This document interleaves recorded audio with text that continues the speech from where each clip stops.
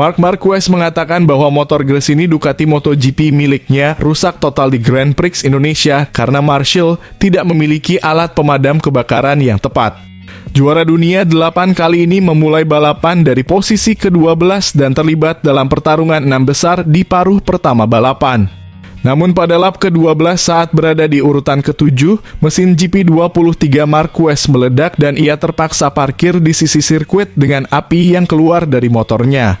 Berbicara kepada media, termasuk Crash Net pada hari Minggu sore, ia mengatakan bahwa kerusakan pada GP23-nya diperparah oleh fakta bahwa Marshall tidak memiliki alat pemadam kebakaran yang tepat untuk mengatasi kobaran api tersebut. Tentu saja ada suara yang sangat keras di motor dan juga mesinnya sempat mati, kata Marquez ketika ditanya tentang kegagalan tersebut.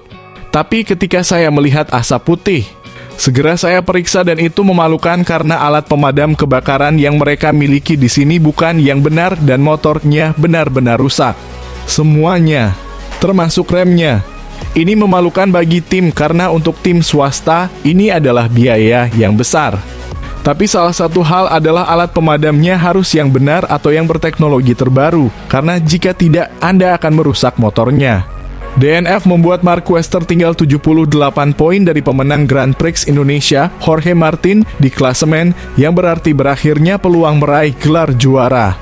Meskipun Marquez sedih dengan hal ini, ia menegaskan bahwa semua targetnya untuk tahun 2024 sudah tercapai. Ya, untuk alasan itu tentu saja hari ini saya sedih, katanya tentang harapannya untuk meraih gelar juara yang memudar pada hari Minggu. Tapi itu tidak. Saya sudah mengatakan target saya sudah tercapai. Jadi target saya dari Misano atau Aragon, dalam konferensi pers saya sudah mengatakan apa yang akan menjadi target berikutnya dan itu adalah mencoba menemukan konsistensi dalam balapan.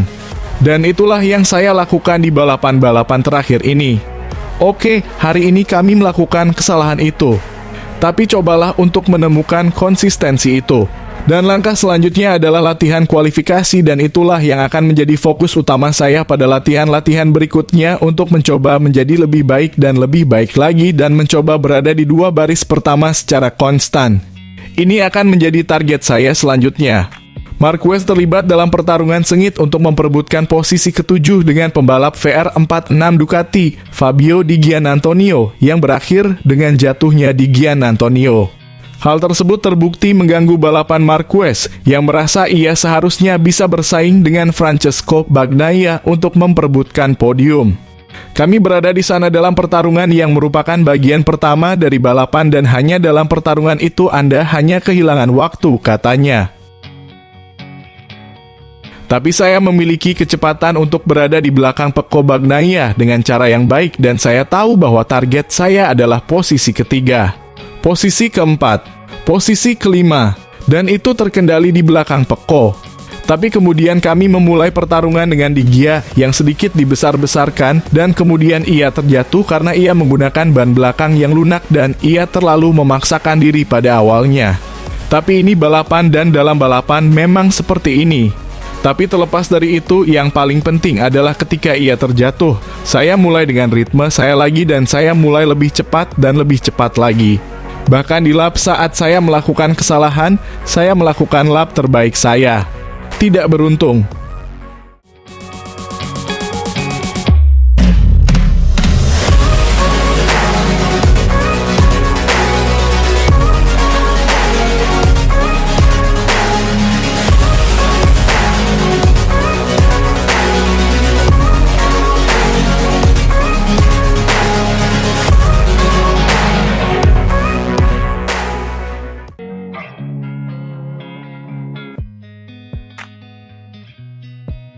Lampu di Mandalika padam untuk terakhir kalinya pada hari Minggu untuk balapan MotoGP. Awal yang buruk bagi Pecco Bagnaia tidak seperti rekan setimnya Enea Bastianini yang berada di posisi kedua di belakang Jorge Martin. Di beberapa tikungan pertama terjadi beberapa kecelakaan yang melibatkan Alex Marquez, Alex Espargaro, Jack Miller, dan Luca Marini. Sementara itu Bagnaia turun ke posisi ke-6 di depan Marquez. Martin perlahan-lahan mulai menjauh, sementara Pedro Acosta berhasil merebut posisi kedua dari Bastianini. Di belakangnya, Franco Morbidelli dan Marco Bezzecchi berada di posisi keempat dan kelima. Frankie segera menyalip The Beast di tikungan pertama dan merebut posisi podium. Tak lama kemudian, Marc Marquez mencoba menyalip Bagnaia. Pembalap Italia itu kembali menyalipnya dan Di Giannantonio memanfaatkan kesempatan itu untuk naik ke posisi ketujuh. Rekan setimnya, Marco Bezzecchi, melakukan hal yang sama dengan Bastianini, menempatkan dirinya di ambang podium. Sebuah kesalahan yang dilakukan Di Gia membuat Marquez dan Bagnaia kembali ke posisi awal. Di Giannantonio terjatuh di tikungan 10 dengan 19 lap tersisa. Sementara itu Bagnaia mulai meningkatkan kecepatannya dan mencatatkan waktu tercepat dengan catatan waktu tercepat. Marc Marquez mengalami kerusakan pada mesin motornya yang kemudian terbakar dan memaksa pembalap Cervera tersebut meninggalkan balapan. Di belakangnya, Joan Mir mengalami kecelakaan saat balapan menyisakan 15 lap lagi. Hal ini menyisakan 14 pembalap di lintasan. Bastianini mencapai posisi keempat menyalip Bezzecchi. Di belakangnya, Bagnaia berusaha mengejar Bagnaia yang kalah beberapa 1/10 detik dari pembalap VR46. Di saat yang sama, Bastianini dan Morbidelli terlibat dalam pertarungan memperebutkan posisi ketiga yang berakhir dengan Bastianini memenangkan posisi tersebut. Karena Bastianini mengalami kecelakaan saat balapan menyisakan 7 lap lagi membuat posisi ketiga kembali ke tangan Morbidelli. Di belakang, Bagnaia berhasil menyalip Bezzecchi dan mendekat ke Morbidelli. Pembalap Ducati ini menyalip pembalap Pramac dengan 4 lap tersisa, namun masih tertinggal lebih dari 3,5 detik dari Acosta. Dengan beberapa kali terjatuh, Vinales naik ke posisi ke-6 dengan Quartararo di posisi ke-7 dan Zarco di posisi ke-8. Brad Binder di sisi lain mengalami beberapa masalah dan berada di urutan ke-9. Ralf Fernandez menutup 10 besar dengan Nakagami di urutan ke-11 dan Rins di urutan ke-12. Martin melewati garis finish di posisi pertama dengan Acosta dan Bagnaia bergabung dengannya di podium. Namun panel komisioner menyelidiki tekanan ban Acosta dan ia mendapat penalti 16 detik.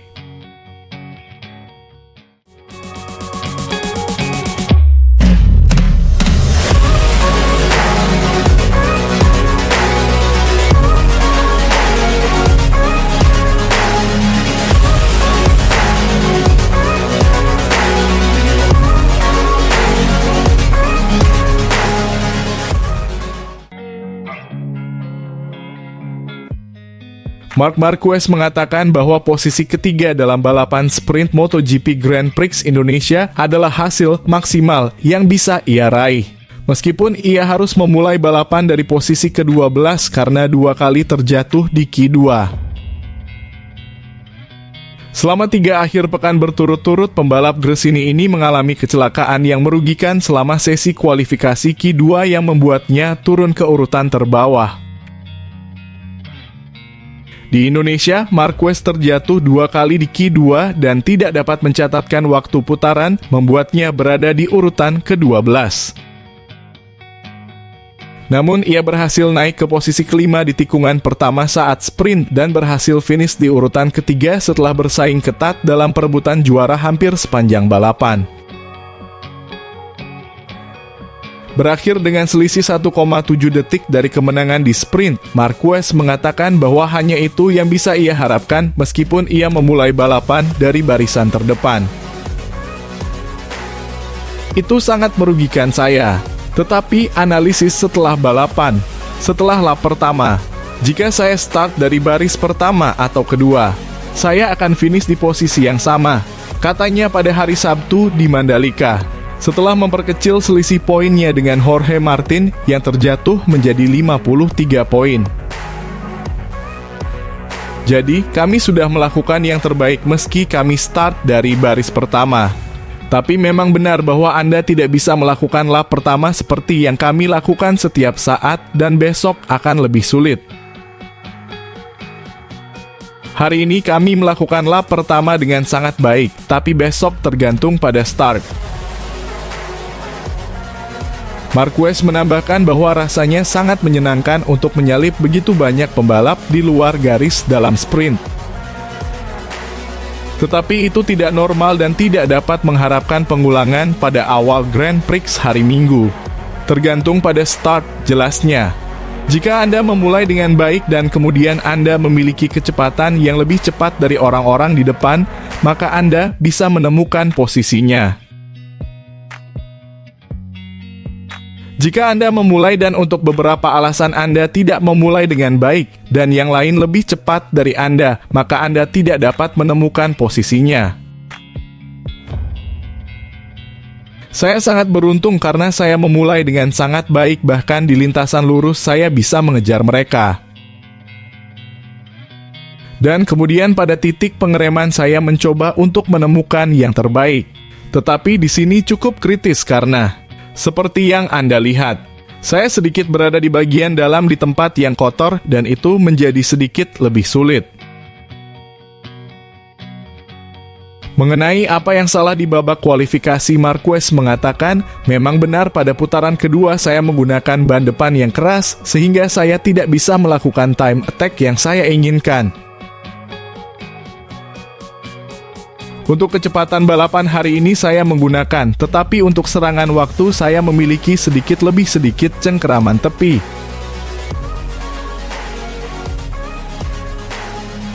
Saya mencoba mengaturnya dengan baik, tetapi saya tidak bisa. Dan ban pertama kesalahannya sedikit mirip. Saya sempat mengalami momen di bagian belakang karena saya mengunci bagian belakang dengan rem belakang. Dan setelah mengunci itu, ia kembali dengan sangat tajam dan saya kehilangan bagian depan.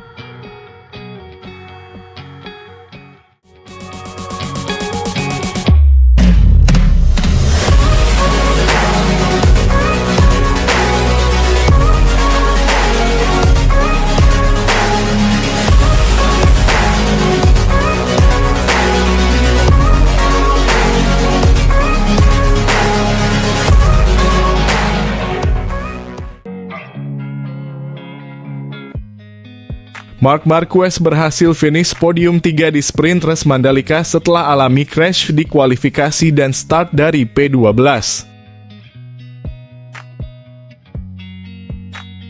Francesco Bagnaia berhasil memangkas separuh keunggulan gelar juara Jorge Martin setelah kemenangannya di balapan sprint MotoGP Indonesia 2024 dikombinasikan dengan terjatuhnya pembalap Pramac di lap pertama. Unggul setengah detik di babak kualifikasi, Martin memimpin awal atas Bagnaia yang melaju dengan cepat dari baris kedua tetapi membuang peluang emas dengan tergelincir di tikungan 16. Juara bertahan Bagnaia beruntung tidak tersingkir ketika sahabatnya, Marco Bezzecchi, mengalami masalah saat mengerem dan melebar di tengah-tengah lap ke-13. Hal itu membuat Bagnaia, Marc Marquez, dan Enea Bastianini berada di belakangnya. Pemenang Emilia-Romagna Bastianini yang tampil cepat sepanjang akhir pekan berhasil menyalip Marquez di lap terakhir namun kehabisan waktu untuk menutup jarak 0,8 detik dari rekan setimnya, Bagnaia. Tertinggal 7 detik dari Marquez di posisi terakhir, Martin naik ke posisi ke-10, yang berarti ia kehilangan poin terakhir. Pembalap Spanyol itu langsung keluar dari garasi Pramac Ducati. Berada di urutan ke-12 setelah 2 kali gagal dalam kualifikasi, Marc Marquez berhasil naik 7 peringkat saat start.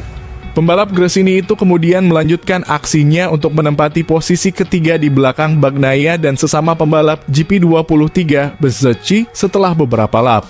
Satu-satunya pembalap KTM yang berada di posisi 15 besar. Pedro Acosta yang berada di baris terdepan menghabiskan sebagian besar balapan untuk bertahan dari Maverick Vinales, Franco Morbidelli, Honda yang diwakili oleh Johan Zarco, dan Fabio Di Giannantonio. Namun Morbidelli melesat untuk memimpin grup dan merebut posisi kelima. Memulai balapan dari posisi ke-6, Fabio Quartararo kehilangan posisi dalam beberapa pertarungan sengit dan finish di urutan ke-12. Semua pembalap memilih ban belakang lunak. Sebagian besar memilih ban depan keras dengan Bezzecchi posisi kedua di grid dan Quartararo ke-6 di antara mereka yang memilih ban depan lunak.